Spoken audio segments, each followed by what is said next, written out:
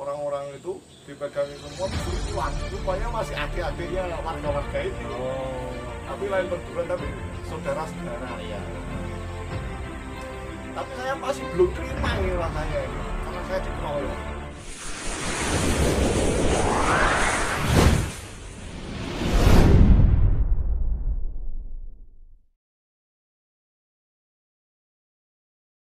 Oke, assalamualaikum warahmatullahi wabarakatuh. Salam persaudaraan, salam pencaksilat Indonesia.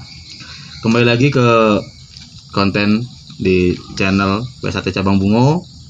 Kali ini kita sudah kedatangan ya saudara tua kita, Mas Rohan ya.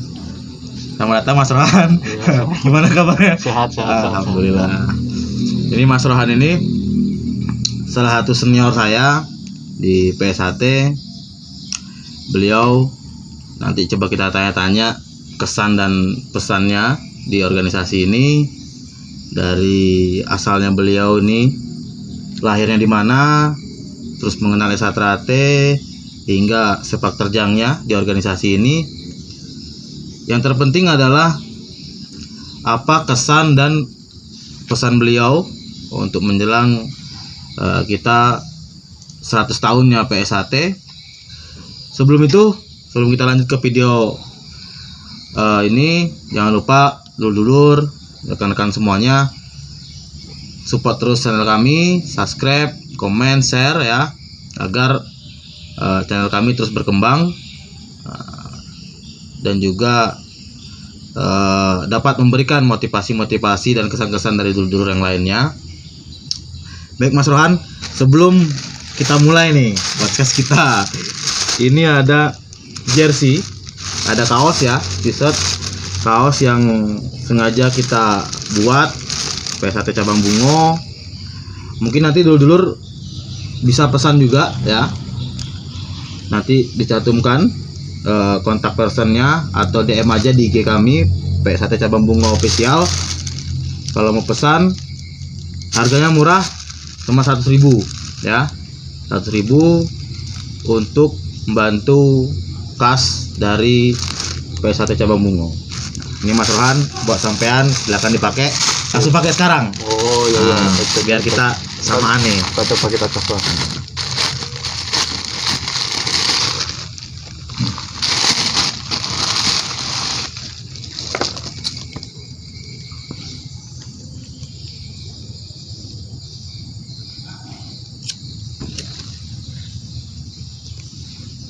Pas dengan ukurannya nih. Ini double XL, sama aku juga double XL. Wah, cocok. Sangat nyaman saudara-saudara. Adem ya? Adem. Kayaknya adem. Adem. Termasuk kualitasnya lumayan lah. Iya. Ini langsung dibuat dari Bandung, kita pesannya. Ada teman di Bandung yang buat kaos. Nah, ini Mas Rohan, ya. Sebelum kita mulai, mungkin dulur-dulur dan saya pribadi, walaupun kita udah lama kenal, tapi saya belum tahu nih biografi atau sejarah hidup sampean itu lahir di mana, atau asal daerah sampean itu sebetulnya di mana. Kalau di sini kan Tran nih, ini kan wilayah Tran. Kita semua di sini nggak ada putra daerah, semua Tran, dari Jawa, dari Medan, dari Padang. Mas Rohan sendiri nih, dari mana asalnya Mas Rohan? Oke, baik sedulur-dulur, sebelumnya salam persaudaraan, salam pencaksilat. Saya di sini akan memperkenalkan diri. Saya lahir di Kuamangkuning, Kabupaten Bungo. Asal usul orang tua saya dari Kota Blitar, Jawa Timur. Kotanya Soekarno ya? Kotanya Soekarno. Cucu pahlawan. Sambil diminum Mas. Terus Mas? Asal mula orang tua dulu transmigrasi sekitar tahun 83-an Mas kesini. 83 ke sini sekitar 10 atau 12 tahun saya dilahirkan di sini. Jadi saya lahir itu tahun 92 ya. Saya dilahirkan tahun 92. Jadi kalau asal kota orang tua saya ya Kabupaten Blitar, Oh, Blitar. Jawa Timur. Nah, pertama Tran ke sini tahun 83 itu orang tua langsung tinggal di Komang Kuning nih. Iya. Komang Kuning, Kabupaten Bungo. Di unit berapa, Mas? Orang tua dulu langsung diarahkan di unit 1 SPA. SPA, Jalannya Jalan Tabir. Jalan Tapir. Nah, 83 ke sini sampai lahir 93, 92. 92, sorry, lahirnya 92. Nah, masuk ke intinya, sampean sekarang menjadi warga Setiahati Trate, pertama mengenal ya, bukan pertama latihan tapi pertama mengenal nama dari Setiahati Trate itu sejak kapan, Mas? Ya, pertama-tama saya tahu organisasi ini saya dikenalkan oleh kakak saya, Mas Pitono, pengesahan tahun 2000. Tahun 2000. Setelah beliau disahkan, waktu itu saya berusia sekitar 8 atau 9 tahun. Saya belum tahu ini apa itu. SD itu ya, SD ya, kelas 3 lah. belum terlalu paham. Setelah menginjak sekitar kelas 6 SD, saya mulai paham bahwa ini organisasi Persaudaraan Setiahati Trate. Waktu itu satu letting itu saya diajak awalnya itu. Ayo latihan katanya. Latihan apa ya? Pokoknya ikut aja dulu katanya. Waktu itu latihan di Komang Kuning di SPA itu di SD 134 dulu. Kalau sekarang SD 304 apa? Ya, Masih 134. masih 134 ya? Masih. Oh. Suka bercanda Mas. Dari dulu masih 134 ya. Di situ pertama masuk latihan yo terkejut-kejut Mas. Waktu itu usia masih sekitar 13 tahun saya. 12 menginjak 13 tahun. Oh, saya belum disunat. Belum disunat saya, Mas. Nah, ketika saya pertama masuk, bahwa yang saya ikuti itu organisasi Persaudaraan Setiahati Trate, saya ditanya sama kakak saya, kenapa kamu ikut latihan? Yo, awal mulanya diajak kawan-kawan. Akhirnya saya ikut latihan. Tahun berapa itu Mas? Pertama saya masuk itu tahun 2005. Tahun 2005. Tahun 2005 itu saya masuk. Sambil diminum. Rotok-rotok lali. Maklum lor. Jadi udah lumayan lama juga kan. Sekarang 2022 mulai latihan 2000 mengenal dan latihan 2005 kan udah cukup panjang juga, lama. Ya kalau lupa-lupa ya wajar lah. Nah, itu tahun 2005 itu sampai mulai latihan, masih ingat nggak berapa jumlah satu letting itu pertama masuk? Kalau saya pertama masuk dulu banyak Mas. Sekitaran 45-an siswa. 45 ya. Sekitar 45 siswa. Terus tahun pertama saya mengikuti latihan itu, saya ini dilatih 3 tahun Mas. Saya mengikuti latihan 3 tahun karena usia. Ya. Tahun pertama saya mengikuti latihan, saya dipending di Sabuk Jambon. Saya dibanding di Sabuk Jambon. Nah, waktu Sabuk Jambon itu saya mulai dikitan. Saya dikitan sekitaran 1 bulan saya tidak mengikuti latihan.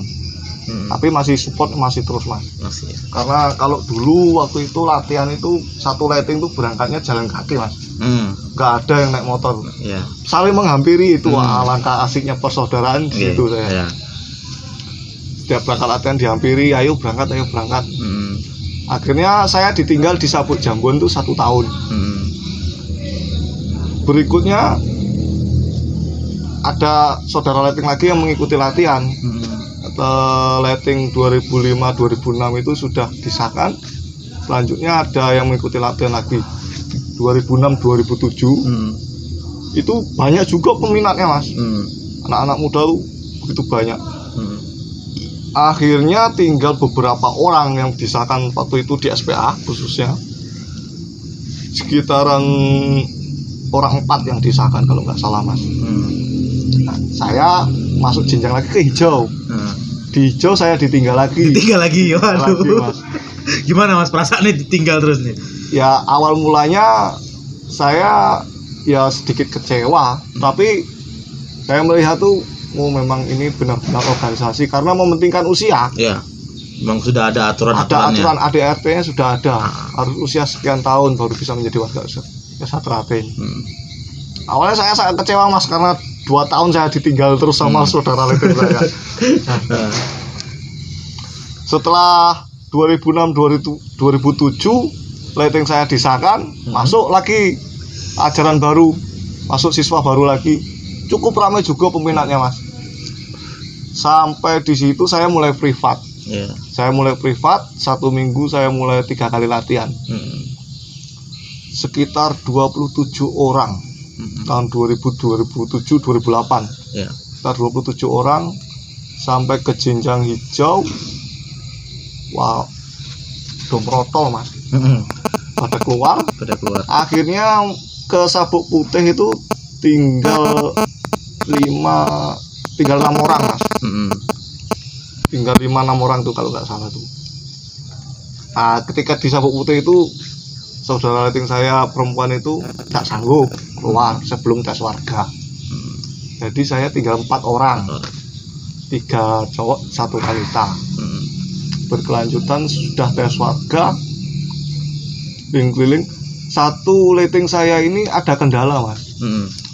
Jadi bercerita kami tanya orang pribumi itu, orang Kotojayo. Kami tanya, kami kejar kenapa masalahnya kok nggak mau ikut disahkan. Padahal sayang sekali udah tes warga. Dia katakan karena dia ganti ayam sampai 3-4 kali.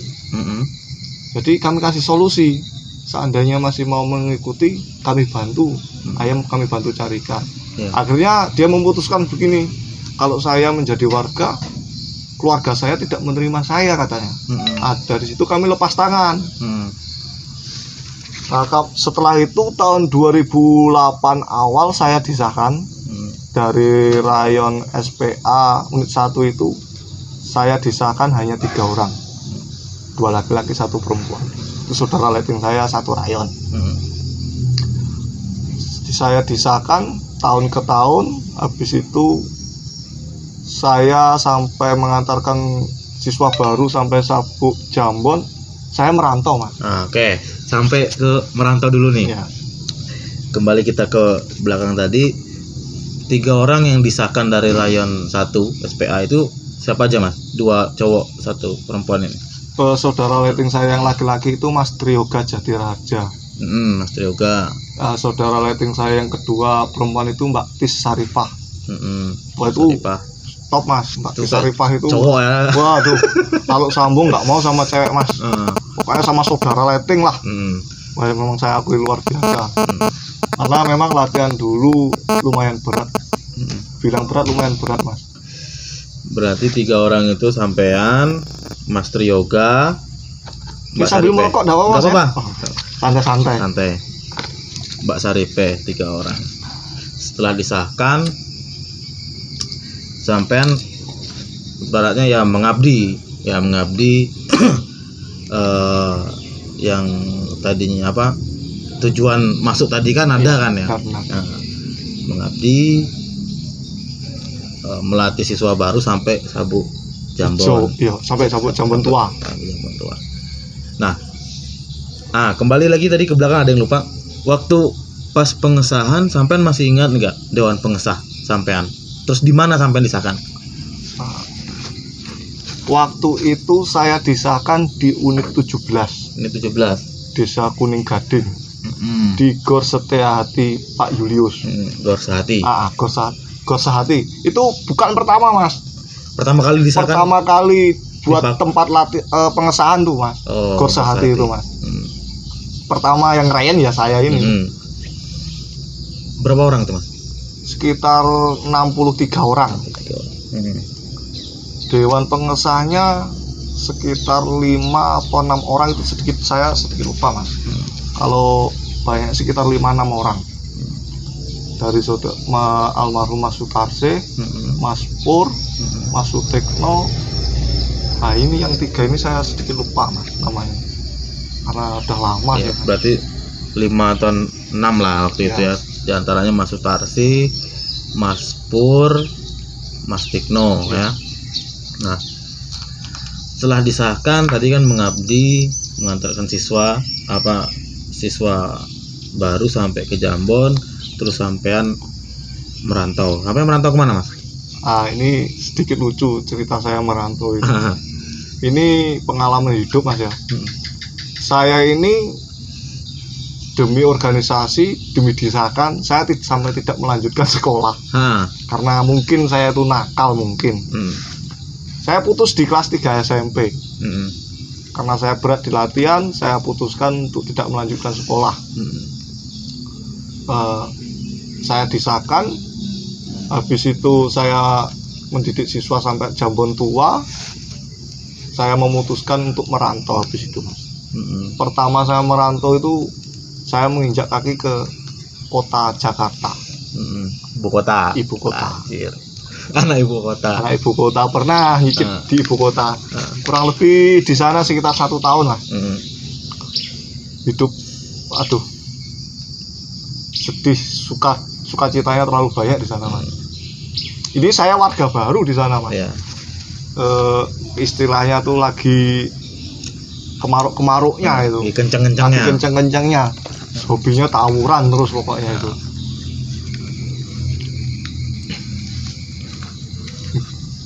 Ibu kota Jakarta. Jadi di Jakarta kerja apa Mas waktu itu? Saya menginjak kota Jakarta itu saya mengikuti kakak perempuan saya numpang di sana sekitar 3 bulan tuh saya menganggur. 3 bulan saya menganggur, tapi saya terus jalan itu mencari celah. Maksudnya mencari celah itu mencari pengalaman kerja, Mas. Ketemulah di angkutan umum. Waktu itu angkutan umum dari Ciledug ke Tanah Abang. Kopaja P16. Saya masih ingat itu. Nah, saya jadi kondektur di situ. Jadi kernet. Cukup lumayan lah hasilnya di situ waktu itu, pada tahun itu tuh. Sekitar pertengahan tahun 2008. 2008 tuh ada 2 kali pengesahan, Mas, di Kuamangkuning. Karena akhir dengan awal dan akhir. Ya, mundur gini ya. Mundur. Di Jakarta 1 tahun. 1 tahun ke Jakarta, Mas. Selepas dari ada cerita yang masih ingat di Jakarta saya jadi kondektur. Selama jadi kondektur itu saya merasa hidup terombang-ambing, Mas, di sana. Jadi anak jalanan, betul-betul anak jalanan, orang yang tidak tahu arah. Ketika akhir tahun 2008 saya itu mencoba berpikir ulang. Jika saya masih bertahan di sini, saya tetap akan menjadi gembel. Karena di sana dunianya dunia bebas, Mas. Jauh orang tua, jauh dari saudara kan. Akhir dari tahun 2008 saya memutuskan kembali. Karena di Jakarta terlalu bebas. Saya kembali ke Kuamangkuning. Saya kembali mengabdi di organisasi. Selama saya mengabdi,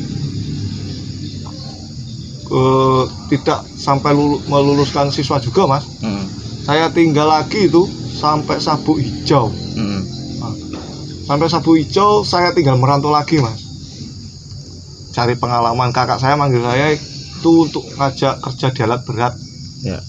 Nah, itu pengalaman hidup pertama saya di dunia alat berat. Di mana itu, Mas? Pertama saya menginjakkan kaki itu di daerah Bayung Lincir. Masuk Sumatera Selatan nih. Sumatera Selatan, perbatasan itu, Mas. Sana saya sekitar 6-7 bulan itu menjadi kernet alat berat. Di kayu akasia itu, Mas. Itu berlangsung berapa lama sampai di Bayung Lincir? Kalau di Bayung Lincirnya sekitar 6-7 bulan, Mas. Karena saya itu kernet di sana. Setelah itu saya menjadi operator. Nah, itu baru keliling-keliling, Mas. Ke setiap daerah, tapi masih provinsi Jambi sama Palembang. Tidak jauh-jauh dari provinsi ini. Nah, singkat cerita, sampean ada pengalaman nggak tentang di organisasi kita kan sangat mengedepankan atau dilandasi dengan rasa persaudaraan. Nah, karena sampean itu sudah ibaratnya sudah pernah keluar di berbagai daerah, ada nggak pengalaman sampean memang betul-betul merasakan yang namanya persaudaraan tuh, Mas?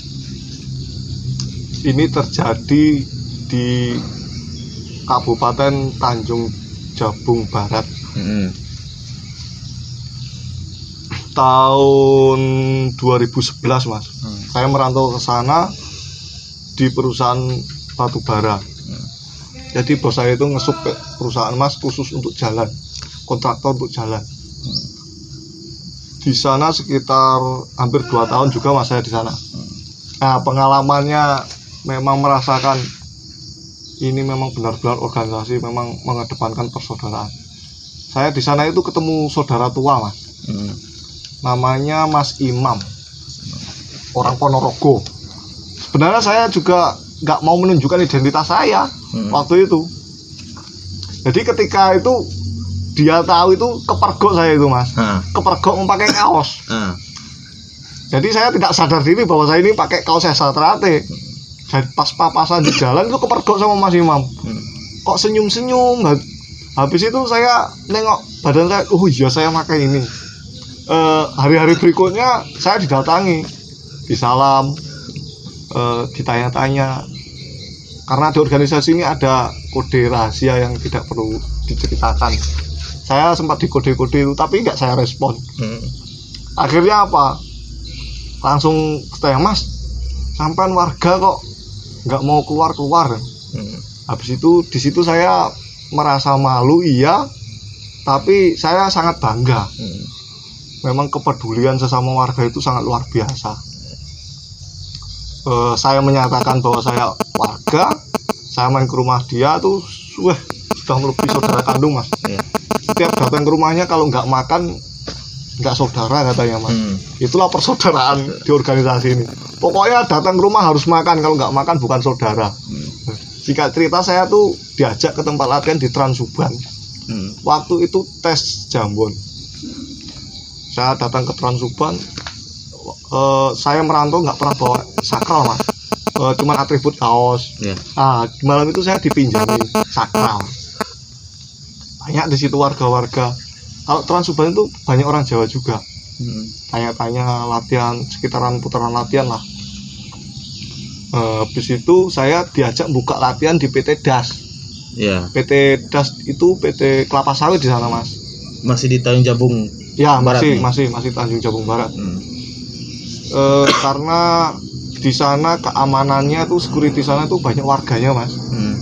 Jadi saya diajak Mas Imam itu buka latihan pertama di situ.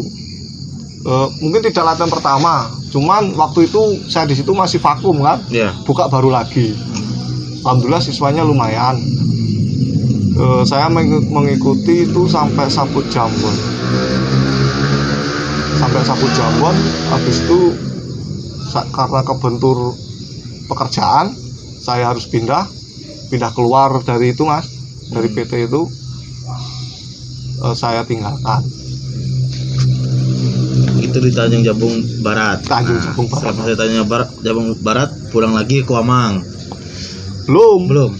Saya masih Tanjung Jabung Barat, tapi beda wilayah karena saya sudah mulai di luar. Tempat penampungan batubara itu pekerjaan saya. Jadi kalau mau masuk itu jauh, Mas. Jauh sekitaran 1 jam lah. Jalannya buruk. Nah, kita mungkin itu cerita tentang pribadi sampean saat bekerja lah ya. Nah, kalau kembali lagi ke organisasi ya, pengalaman sampean berorganisasi di Satrate ini, kalau kita lihat tadi kan sampean pernah melatih sampai Jambon tinggal, nanti sampai Ijo tinggal, di Tanjung Jabung Barat juga pernah vakum, lalu sampean dirikan lagi dan nggak sampai selesai kan, sampean tinggal lagi. Nah, pernah nggak sampean itu melatih, betul-betul melatih, memang mengantarkan siswa sampai ke pengesahan?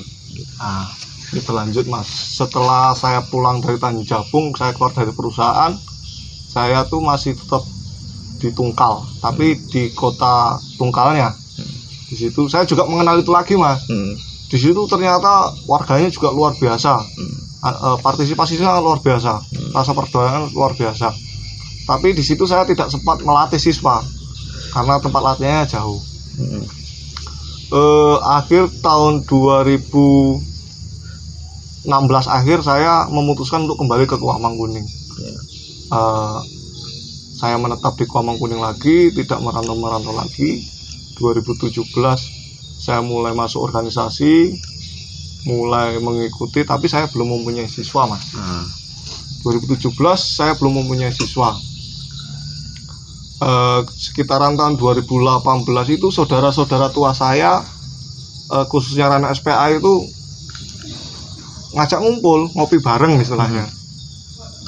Nah ini awal 2018 tuh ngajak ngopi bareng. Oke, kumpul sama sesepuh, rencananya mau buka latihan lagi. Wah, di situ saya sangat senang sekali karena menghidupkan lagi di Rayon SPA. Saya tanya lagi, yang mau ikut apa ada? Kata sesepuh ini ada, cuman usianya tidak muda lagi. Oke, kalau begitu kita susun tempatnya di mana, apanya itu bagaimana. Akhirnya kami sepakat tempatnya itu di RT 10, tempatnya Mas Purwono, di Jalan Tabir. Jalan Tabir. Itu kesepakatan kami buat, sekalian kami membentuk kepelatihan, membentuk struktur rayon lagi kami perbarui, karena kami mulai menghidupkan lagi organisasi ini. Siswa pertama masuk itu sekitar 30 sekian, Mas. Pokoknya 30 sekian.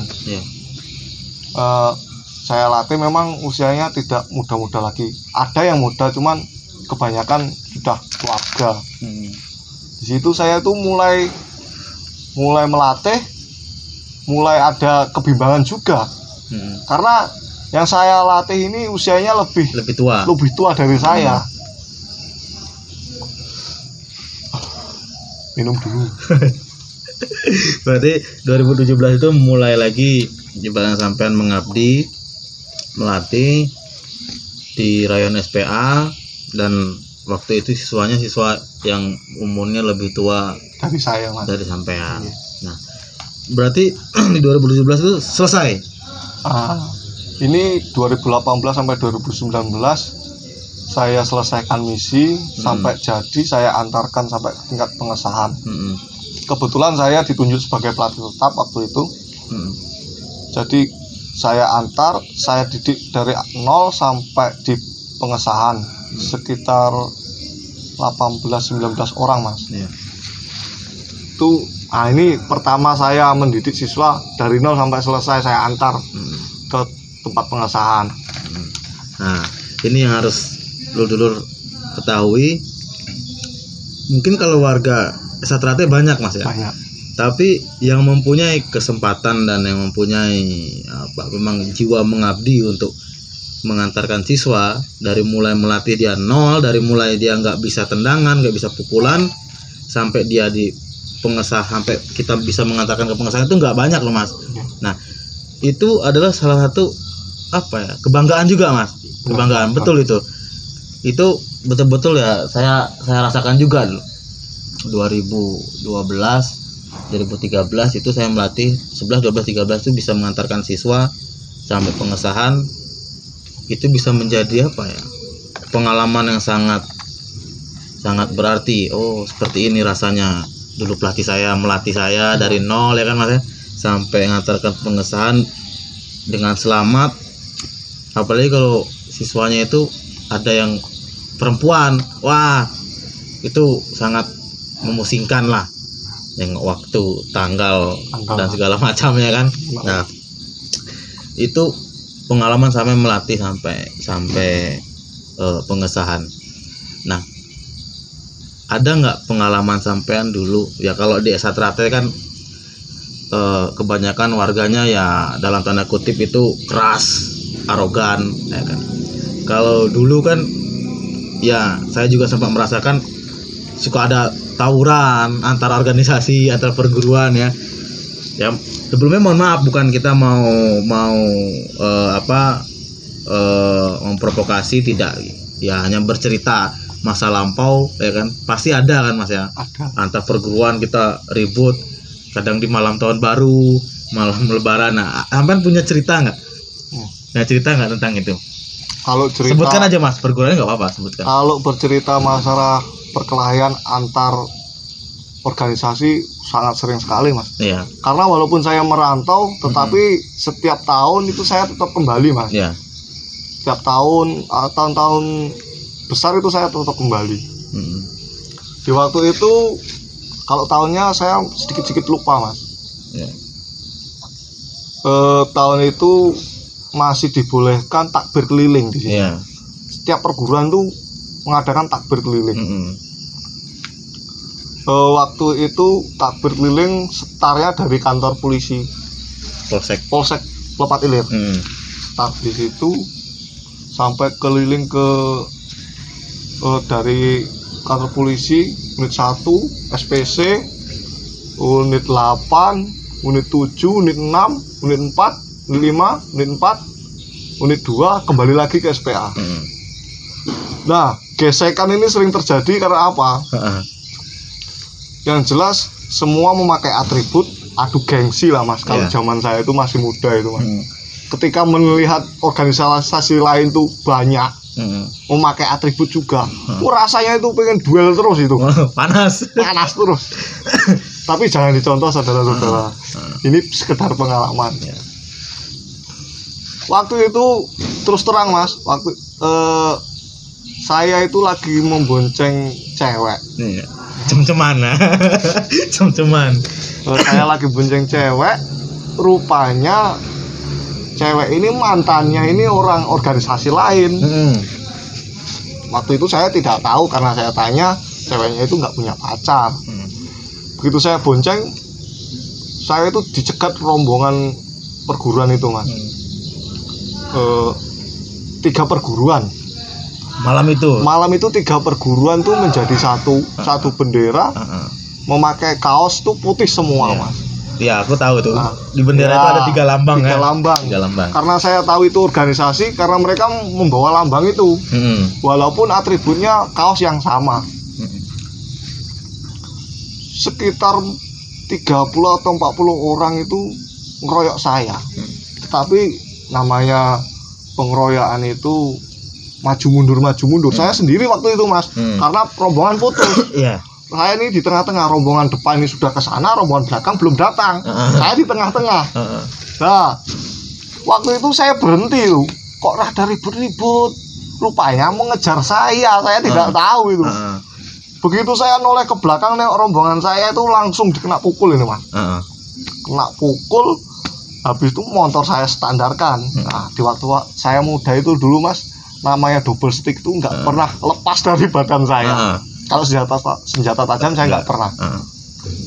Double stick itu nggak pernah lepas dari badan saya. Saya dipukul, saya berdiri di situ. Wah, datang satu rombongan tuh bajunya putih semua Mas, ngeroyok saya itu. Wah, terjadi baku hantam di situ. Akhirnya rombongan yang depan itu kembali, tahu ada yang ngabari. Rombongan belakang ini mulai datang. Habis itu sedikit bentrok tapi tidak terlalu parah. Saya juga 2-3 pukulan lah Mas, pukul kepala ini. Lainnya tendang-tendangan biasa, orang pesilat itu. Habis itu dipegangi semua sama saudara-saudara ini, orang-orang itu dipegangi semua, disuruh pulang. Rupanya masih adik-adiknya warga-warga ini. Tapi lain perguruan, tapi saudara-saudara. Tapi saya masih belum terima ini rasanya ini, karena saya dikeroyok. Begitu naik motor, saya pegangi satu-satu itu, saya pukuli semua, baru saya suruh pulang. Akhirnya terjadi ketidakterimaan orang itu. Keliling tetap lanjut kami Mas. Kami keliling tetap lanjut, unit 8, unit 7. Saya dikeroyok di SPC itu. Di SPC. Kami berlanjut jalan ke unit 8, unit 7, unit 6, unit 5. Terjadi lagi di situ, tapi nggak lama, cuman gontok-gontokan. Langsung balik ke unit 4 ke SPB.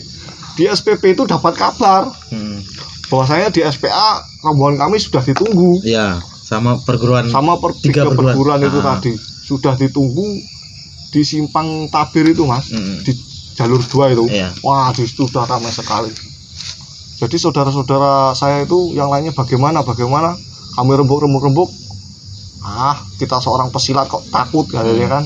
Oke, A1 kami pulang. Kami kembali ke markas kami waktu itu SD Mas, di SD 134 itu. Tempat latihan. Kami kembali di situ, ngumpul di situ.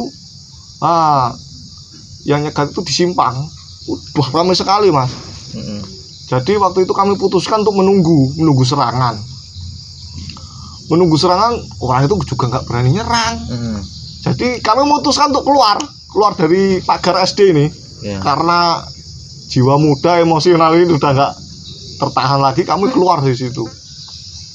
Kami maju, orang itu mundur buyar. Nah, ini tidak melecehkan suatu organisasi lain, ini pengalaman hidup. Orang itu buyar, ya sampai di situ nggak terjadi bentrokan lagi.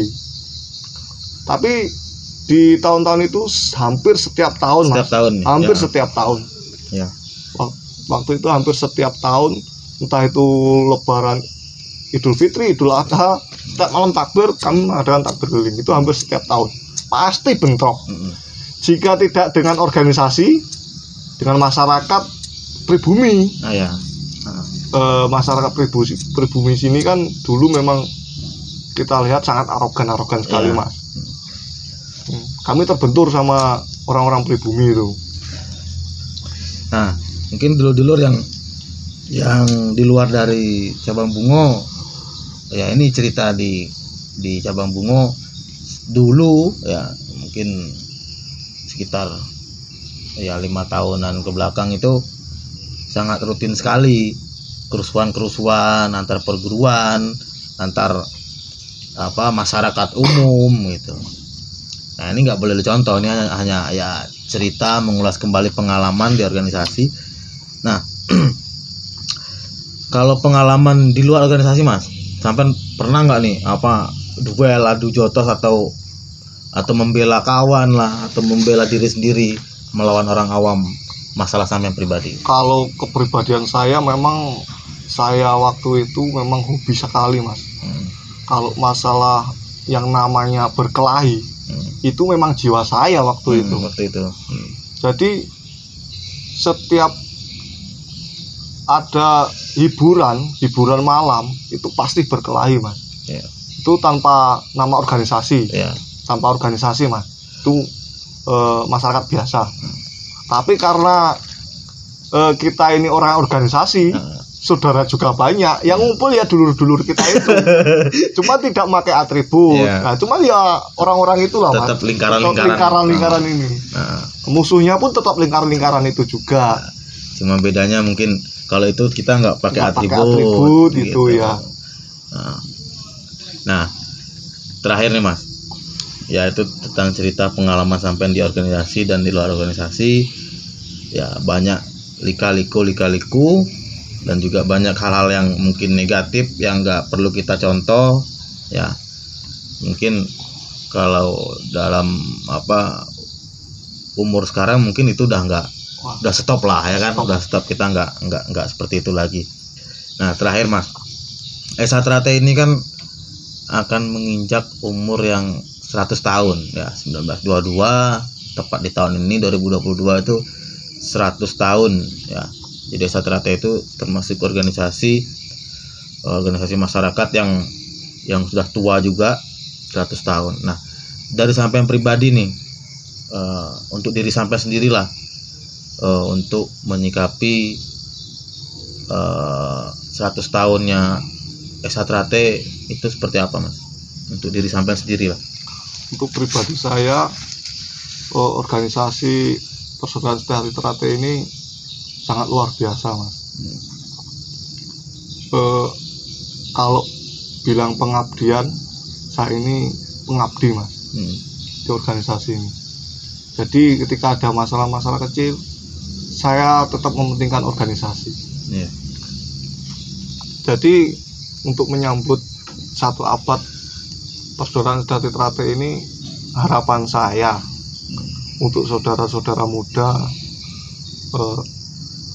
semoga selalu kompak, guyup rukun, selalu mengutamakan persaudaraan. Karena organisasi persaudaraan sejati Trate ini, Mas, kalau pencaknya memang kita pencak, pesilat, tetapi bukan itu yang utama. Organisasi ini yang paling utama adalah persaudaraan. Jadi kita bukan ditakuti karena pencaknya, bukan lainnya, tapi persaudaraannya, Mas. Jadi organisasi ini semoga selalu berkembang, selalu bermasyarakat, selalu memayu hayuning bawono lah. Ya. Nah, intinya ya organisasi ini harus tetap berkembang di masyarakat, memberikan citra yang baik, yang biasanya kita kata-kata mutiara kita memayu hayuning bawono ya, kita bisa melestarikan di lingkungan kita. Nah, mungkin itu aja Mas ya. Obrolan santuy kita dengan senior kita di organisasi, Mas Rohan. Terima kasih banyak sudah dapat hadir di YouTube kita PSAT Cabang Bungo. Buat dulur-dulur jangan lupa ya di subscribe, di komen, di like dan di share. Nanti boleh nih dulur-dulur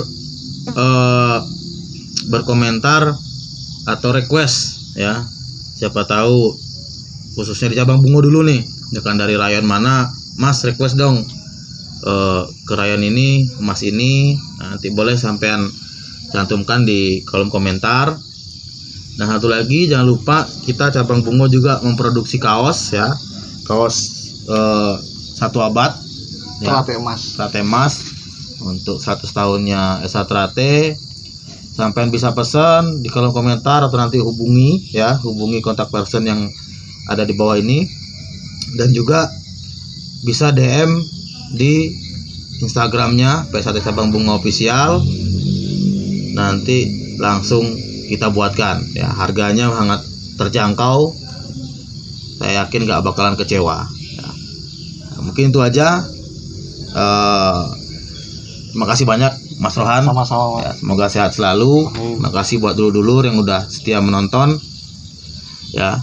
Kami tutup. Assalamualaikum warahmatullahi wabarakatuh. Salam persaudaraan, salam pencaksilat Indonesia.